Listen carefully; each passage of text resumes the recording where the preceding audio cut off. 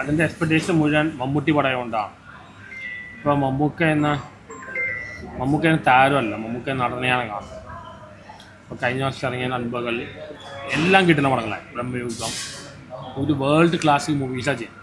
ഇത് ലാലേട്ടനെ പഠിക്കേണ്ടത്, ഇങ്ങനത്തെ പടങ്ങൾ ലാലേട്ടൻ ചെയ്യണം. പുള്ളി ബോക്സ് ഓഫീസിൽ എല്ലാം നോക്കുന്നത്, നല്ല സിനിമയിൽ നോക്കിയിട്ടാണ് ചെയ്യും. ഇപ്പോൾ അടൂർ ഭാഷ പടം ചെയ്യാൻ പോകും. കലങ്കാവൽ പറഞ്ഞാൽ ശരിക്കും പറഞ്ഞാൽ നെഗറ്റീവ് റോളാണ്, പ്രതിനായകനാണ്. പോസിറ്റീവ് റോൾ ചെയ്യുന്ന വിനായകനാണ്.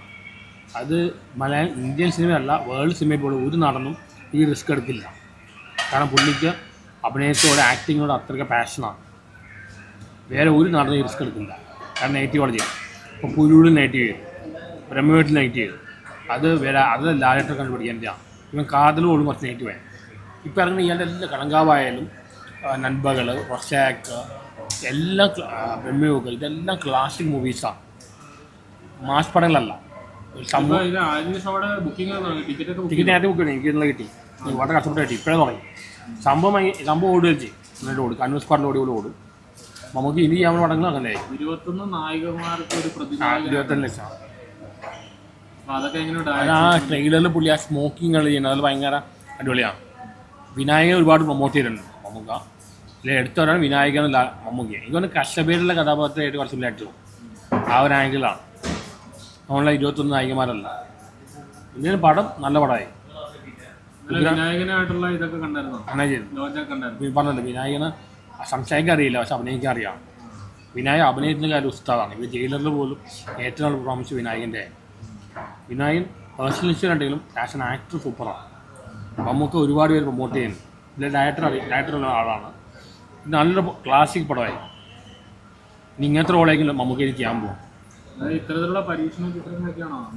എനിക്ക് ഇങ്ങനത്തെ പടങ്ങൾ ഇഷ്ടം. എനിക്ക് ഇങ്ങനത്തെ ഓഫ് ബീറ്റ് പടങ്ങൾ ഇഷ്ടം. അതിപ്പോൾ ഏറ്റവും കൂടുതൽ ചെയ്യുന്നത് മമ്മൂട്ടിയാണ്.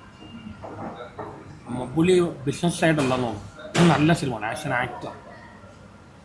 പുള്ളി മമ്മൂട്ടിക്ക് അവൻ പ്രൊഡ്യൂസ് ചെയ്യുന്ന പടങ്ങൾ പോലും ഇങ്ങനത്തെ പടങ്ങളാണ് പ്രൊഡ്യൂസ് ചെയ്യുക. ഇനിയിപ്പോൾ അടൂർ ഭാഷ പടം വരുന്നു. എന്തായാലും മമ്മൂക്ക തകർക്കുന്നുണ്ട്. എനിക്ക് 100% ഉറപ്പാണ് ഈ പടം നല്ലതായി. മലയാള സിനിമ ഒരു ഇന്ത്യൻ സിനിമയിലേക്ക്, വേൾഡ് സിനിമയിലേക്ക് പോകണം. ക്ലാസിക് പടങ്ങൾ മമ്മൂട്ടിക്ക് ചെയ്യുന്നത്, അല്ലാതെ മാസ് പടങ്ങളല്ല, ക്ലാസിക് പടങ്ങളാണ്. വേൾഡ് സിനിമയായിട്ട് കമ്പയർ ചെയ്യാൻ പറ്റും. ഏറ്റവും കൂടുതൽ ഇങ്ങനത്തെ മൂവീസ് ചെയ്യുന്നത് മമ്മൂക്ക തന്നെയാണ്, ലാലേട്ടനൊക്കെ. ഇത് ലാലേട്ടൻ കണ്ടുപിടിക്കണം. കാരണം ഇത്രയും പൈസ ഉണ്ടാക്കി, ഇത്രയും പ്രശസ്തി ഉണ്ടാക്കി, ഇനി ഇതുപോലെ നല്ല സിനിമകൾ ചെയ്യാം. കണ്ടൻറ്റുള്ള അഭിനയ സാധ്യതയുള്ളൂ. നെഗറ്റീവ് റോള് പുള്ളിക്ക് സിനിമ നല്ലതാണ്, പുള്ളി നെഗറ്റീവ് റോളും ചെയ്യും. ഒരു നായകനും ആ റിസ്ക് എടുക്കില്ല, നെഗറ്റീവ് റോളെ ചെയ്യാം.